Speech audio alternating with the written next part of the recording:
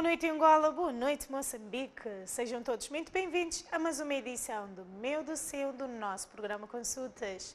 Aqui sou eu, aqui você, aqui somos nós. Hoje, terça-feira, nada melhor do que estar aqui connosco e acompanhar o nosso programa. Hoje vamos falar sobre quisto no ovário e teremos aqui o Dr. Bernardino argumentando um bocadinho mais sobre este tema. Doutor, seja muito bem-vindo ao nosso programa. Permita-me entrar mais uma vez. À vontade, doutor. Boa noite. Boa noite. Obrigadinho. Fique à vontade, que doutor. bom. Sim, sim. Permita-me, senta aí, À Letícia. vontade, doutor. Como estás? Muito bem, doutor. Já há Melhor muito tempo agora, que não a né? vejo. É verdade. Desaparecida. Não. Estamos a fazer uma semana sim, uma semana não. Temos aqui em uma semana a nossa colega Onélia. Exatamente. Sim. E na outra semana logo Não, depois mas eu. eu já estou aqui quase 3 semanas que não a vejo. 3. Sim, porque estava de férias. Ok. Aproveitou o máximo? Muitíssimo. Muitíssimo, né? Certo, doutor. Isso é bom. Doutor, nós vamos falar sobre quisto no ovário, não é? Sim. Nada melhor do que começar a definir esta mesma patologia. O que é o quisto no ovário? Pois, eu a princípio gosto muito de entrar por os meus agradecimentos. Não quero cá deixar de parte mais uma vez hoje os nossos telespectadores que sempre estão a acompanhar a nossa entrevista e também mais uma vez agradecer aqui a direção, a Palanca TV, que sempre me proporciona esse espaço e na particularidade também a Letícia, que sempre se pode dispor a acompanhar essa direção. E o meu muito obrigado, telespectadores. E que, na verdade, hoje vamos falar desse tema, quistos nos ovários, né? Pois, e é um tema que se calhar já tem sido dominado por muitas pessoas e se calhar eu acredito que algum dos meus colegas cá já passou, felizou a mesma situação, mas que pronto, hoje é a nossa vez e vamos ter que dar o nosso contributo relativamente ao tema. Certo. E justamente quando estamos a falar de quistos, nós estamos aqui a falar de um reflexo, estamos aqui a querer falar de um reflexo de uma bolsa líquida, ok? Estamos aqui a falar de uma ligeira inflamação benigna, aonde dentro destes mesmos quistos, dentro dessas bolsas, ela tem um determinado líquido. Isso é que nós chamamos de quistos. E esses quistos, eles podem estar a qualquer órgão do nosso corpo. Ele pode estar na pele, pode estar em qualquer parte. Pode estar no estômago, pode estar no intestino, pode estar em qualquer parte. Significa que o que nós estamos aqui a dizê-lo agora, nós estamos aqui a proporcionar sobre quistos nos ovários. Por quê? Vamos a falar especificamente desses mesmos reflexos, dessas inflamações líquidas, dessas bolsas líquidas, contida por simplesmente em ovário. Significa que o que ocorre a qualquer um tecido membrana, isso também pode ocorrer relativamente nos ovários. Então, quistos nos ovários é isso. É o reflexo ou uma bolsa líquida que eventualmente é produzida a partir do tecido da membrana citoplasmática do ovário e que posteriormente algumas delas têm sido sensíveis e algumas delas têm sido muito complexas. Certo, doutor. Sim. Quais as causas desta mesma patologia? É assim, Letícia, toda e qualquer uma mulher, ela tem um ciclo menstrual normal. E tem daquelas mulheres que mesmo menstruando, umas têm pela graça o período de ovular e outras têm a graça que mesmo menstruando não ovulam, infelizmente. Então, o que se refere diante dessa mesma situação, a presença de quistos nos ovários, ela tem muito a ver com as situações relativamente ao ciclo menstrual. Ou seja, na medida que a mulher vai menstruar, muito antes da libertação do óvulo, ele forma um quisto. Perceber? Só que na medida que o óvulo vai transcendendo, depois da fecundação, das trombas de Falópio, vai transcendendo até o útero, os quistos funcionais normalmente tendem a aparecer ao percurso do mês. Então, o que é que vai acontecer? Em alguns dos casos, é necessário que esses mesmos óvulos, essas ovulações, vão ter que produzir um folículo, percebes? E esses folículos, por sua vez, também têm aquela tendência, se não houver alguma libertação do próprio óvulo, posteriormente, então, vai criar aquele transtorno todo. Então, significa que, na medida desse processo, tem aquelas situações que a mulher, depois de passar aquele período, então vai tendo a tendência desse quisto vai desaparecer. Porque antes de existir a ovulação e o antes do período menstrual, a primeira formação que se vai dar é os quistos. Okay? Então, depois alguma vai ter tendência de passar. Isso ocorre quer nos quistos funcionais e quer nos quistos que estávamos aqui a dizer foliculares, folículos, e posteriormente também tem a ver com aquelas outras características de quistos, que eles formam o corpo lúteo, que tem sido, na grande medida, o responsável do controle da placenta, quando a mulher está gestante, que é bom, não é? E, posteriormente, tem aqueles outros que também têm sido alguns quistos hemorrágicos. Letícia já viu, e muito bem, algumas mulheres que estão menstruando constantemente, Certo. mesmo fora do período menstrual, né? Então, significa que tem daquelas situações que vai haver mesmo muitas hemorragias. E falando sobre isso, quistos nos ovários, de alguma forma geral, né, de um termo genético que a gente vai poder aqui aplicar, é estas situações. Normalmente ele não tem assim uma casualidade que pode transcender, a não ser aquilo que tem sido o próprio vínculo do ciclo da menstruação, Certo. né? E tem, sim. Doutor, associando o que o doutor acabou de dizer agora, nós podemos então, portanto, ir para o que concerne aos anticonceptivos. E eu gosto de frisar isso porque tem esse lado da sociedade em questão e é uma situação bastante complicada. Certo. Já agora, doutor, podemos associar os anticonceptivos como uma forma de desencadear doenças como o quisto no ovário? É uma das primeiras coisas. Porque eu tenho dito assim que os anticoncepcionais mesmo agressivos, eles não deviam ser usados, porque um dos primeiros sintomas que pode criar nessas mesmas nessa patologia que estamos aqui a nos referir agora, ele tem muito a ver com os anticoncepcionais agressivos, principalmente porque eles criam uma grande alteração naquilo que é o próprio nível hormonal, né? Então, imaginas que com uma mulher saudável, ela vai produzir esses quistos antes da população. Só que depois dela tiver que aguardar os espermatozoides, por exemplo, não houve fecundação, ele vai ter que desabar diante do próprio útero, que é o tecido do endométrio. Aliás, essas situações podem ocorrer também a nível do próprio endométrio e, igualmente, aquilo vai desaparecer. Quer dizer, com uma mulher que tem um ciclo saudável, sem poder abdicar essas situações de práticas anticonceptivas. E imagines que, às vezes, existem mulheres que, mesmo sem essa prática, têm uma disfunção em termos já genético, ok? Principalmente para aquelas que têm histórias familiares. Agora, imagina aquela que vai usar esses anticonceptivos, vai agredir, vai criar muitas alterações. E uma dessas razões tem sido mesmo as alterações dos próprios níveis hormonais. Então, isso vai criar com que as bolsas formadas em termos quísticos tendem, às vezes, não desaparecer. Algumas, às vezes, as funcionais tendem a desaparecer ao período do mês.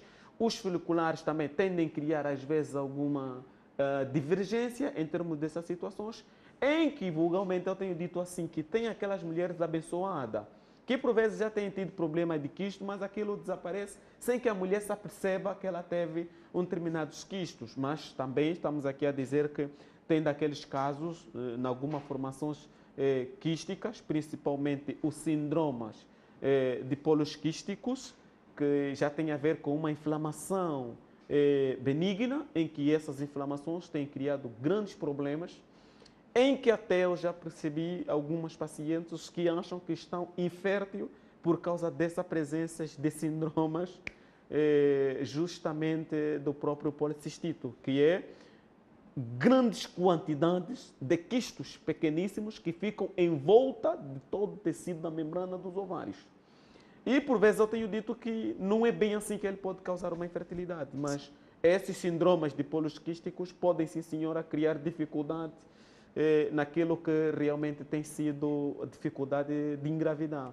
Então é mais ou menos assim de como eles funcionam, e quistos às vezes tem sido um dos grandes problemas, porque hoje em dia as mulheres que procuram um serviço ginecológico, a tendência sempre é mandarmos umas imagiologias, mandarmos alguns determinados exames, e tem sempre aí presenças de quistos ovarianos, tem sempre aí presença de síndromes policistites, e tem sido vulnerável. Eu tenho acreditado que quase 60% das mulheres numa idade compreendida de 20 até 35 a 40 anos de idade são mais propensas em ter problemas de quisto. Pese embora algumas mulheres no período da menopausa também têm essas evidências, mas as mulheres que vão sofrendo muito sobre essa situação em termos da sua fase da juventude são naqueles casos que por vezes pode ter um câncer do útero, quando já depois a entrar no período da própria menopausa, pode já ter aí algum câncer do útero, cancro do útero, mas é raro essas situações. Certo. Mas só para dizer que quase 60% das mulheres,